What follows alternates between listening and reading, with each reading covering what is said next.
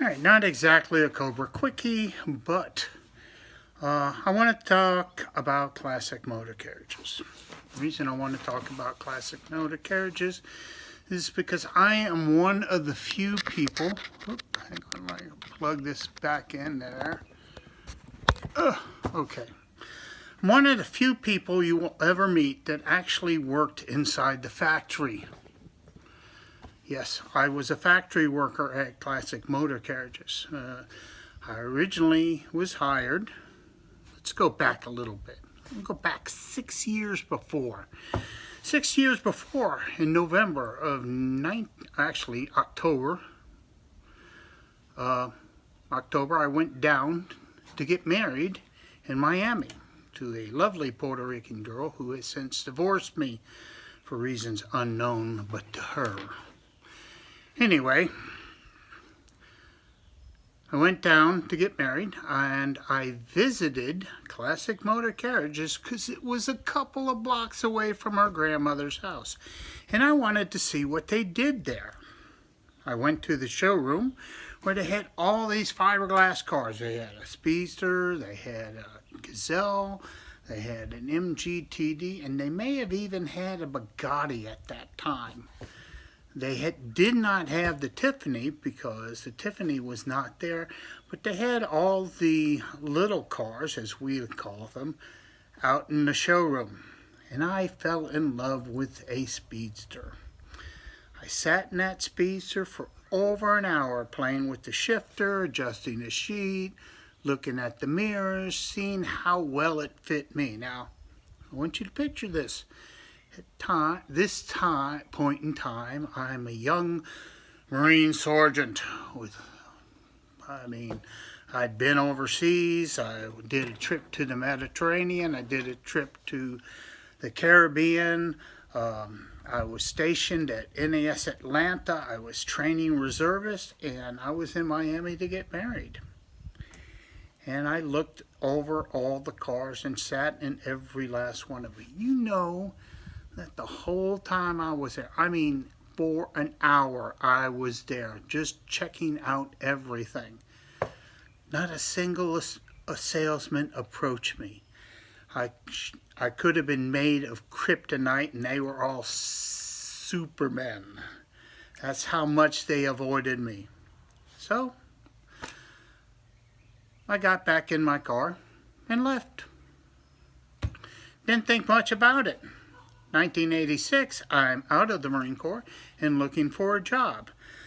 I quickly discovered that despite being an aircraft maintenance controller and a Marine of good repute, basically, with at least one medal for being an excellent supervisor of Marines, not a single airline would hire me.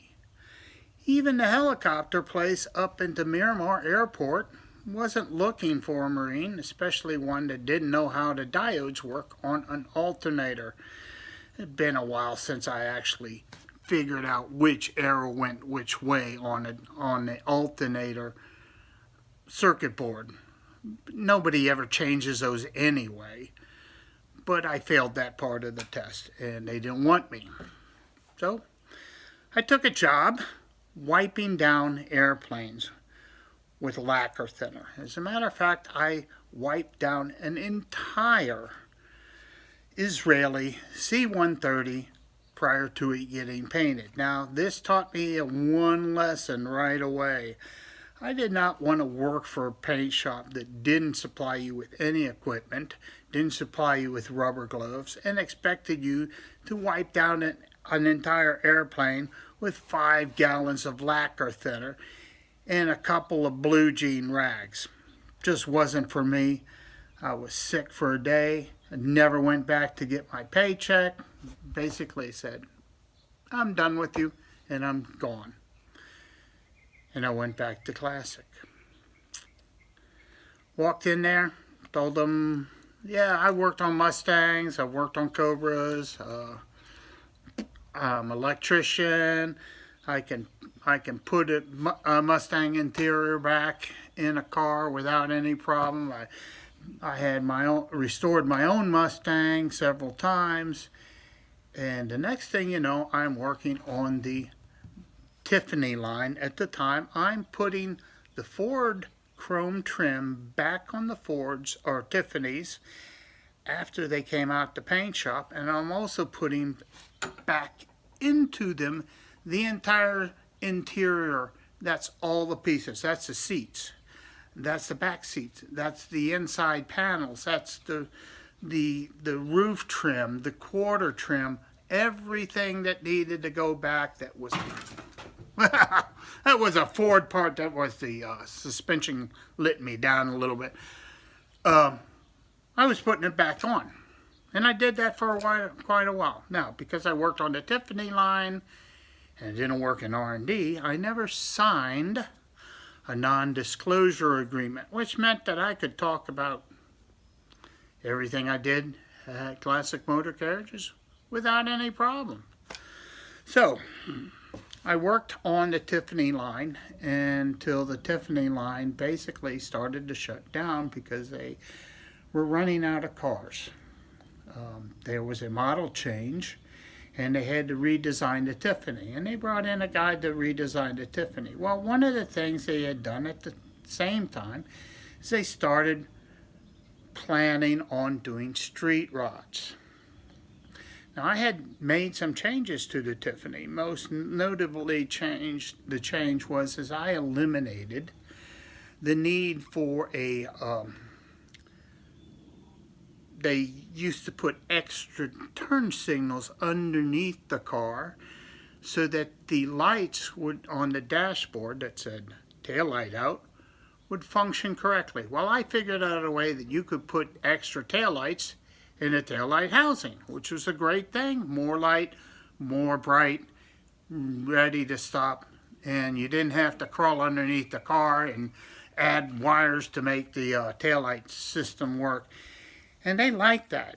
And they liked it so much they gave me a project where I was to redesign the harness for the Speedster so that it would have the three big gauges that were out of a 914, okay, that looked just like the original Porsche gauges. And I did a really bang up job on that.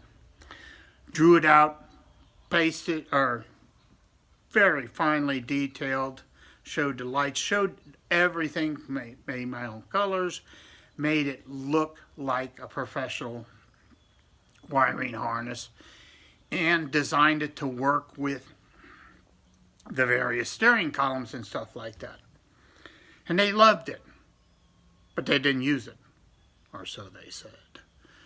I found out years later when I was working on a friend's car. He came up to me and said, "Mike, you know anything about wiring these cars?" I said, "Yeah, I actually worked on them when I was at Classic Motor Carriages." I said, "Well, I got a harness. I don't know how to put it in. Can you do it?" Sure. Let me have it. I'll put it in your speedster." He gave me the harness, and lo and behold, he gives me a wiring diagram that came with the harness. And the bottom corner, the bottom right corner, was my name. It was the very harness I had designed. And within a day, I had the harness installed on the speedster, started it up, it ran, and he was happy. It didn't run very well. He needed the carburetors adjusted. That was somebody else's job, not mine.